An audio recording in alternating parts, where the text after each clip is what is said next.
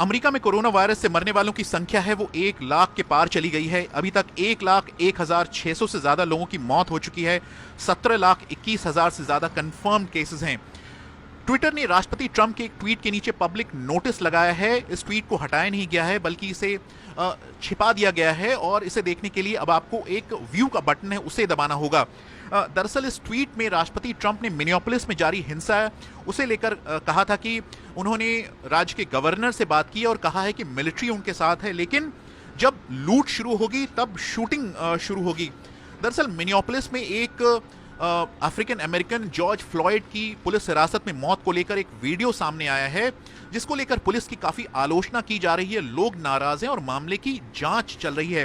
राष्ट्रपति ट्रंप ने अपने ट्वीट में कहा कि उनके शब्दों में ये ठग्स जॉर्ज फ्लॉयड की याद की बेइज्जती कर रहे हैं और वो ऐसा नहीं होने देंगे।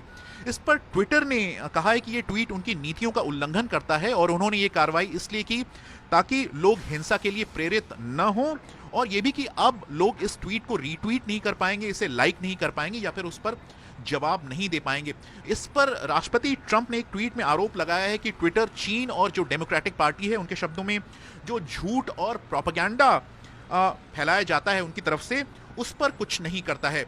इससे पहले ट्विटर ने राष्ट्रपति ट्रंप के जो ट्वीट्स हैं उनके नीचे वार्निंग फैक्ट चेक का लेबल लगाया था, जिससे नाखुश राष्ट्रपति ट्रंप ने एक एग्जीक्यूटिव ऑर्डर है उस पर हस्ताक्षर किए हैं जिनमें जो सोशल मीडिया कंपनीज हैं उनको जो लीगल प्रोटेक्शन मिलती है उसे हटाने की बात की गई है।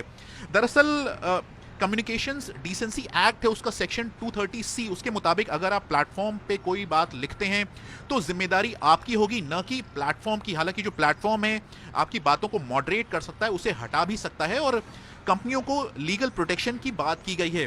तो पिछले कुछ वक्त में दो फिक्र उभरी है। पहली ये कि जो सोशल मीडिया है या फिर इंटरनेट पर शब्दों की हिंसा बढ़ रही है, हेट स्पीच बढ़ रही है, उसे रेगुलेट किए जाने की जरूरत है। दूसरी जो सोच है वो राष्ट्रपति ट्रंप या फिर उनकी समर्थकों की रही है। उन्हें लगता है कि जो इंटरनेट है उस पर जो कंजर्वेटिव आवाजें हैं उन्हें जो जगह मिलनी चाहिए वो नहीं मिलती है और उनके साथ भेदभाव किया जाता है। कंपनियां इन आरोपों से इनकार करती हैं।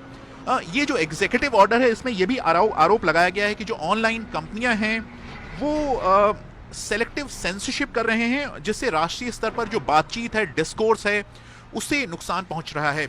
और इस एग्जीक्यूटिव ऑर्डर में चीन को लेकर भी बातें कही गई हैं। इसमें इस आदेश में कहा गया है कि अमेरिका की एक कंपनी ने चीन की कम्युनिस्ट पार्टी के लिए ऐसा सर्च इंजन तैयार किया जिससे मानवाधिकार पर सर्च को ब्लैकलिस्ट कर दिया जाता।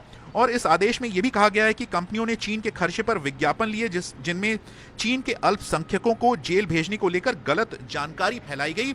साथ ही कंपनियों ने चीन के सरकारी अधिकारियों को अपने प्लेटफॉर्म का गलत इस्तेमाल करने दिया, चाहे वो कोविड-19 कहां से फैलना शुरू हुआ उसे लेकर हो या फिर हांगकांग में जारी लोकतंत्र को लेकर जो प्रोटेस्ट जारी हैं उसे लेकर हो। तो ये ऐसे आरोप लगाए गए हैं इस एग्जीक्यूटिव ऑर्डर में।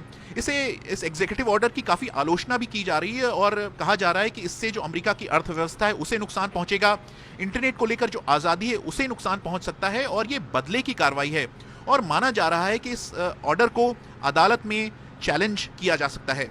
विनीत खरे, BBC, वॉशिंगटन DC।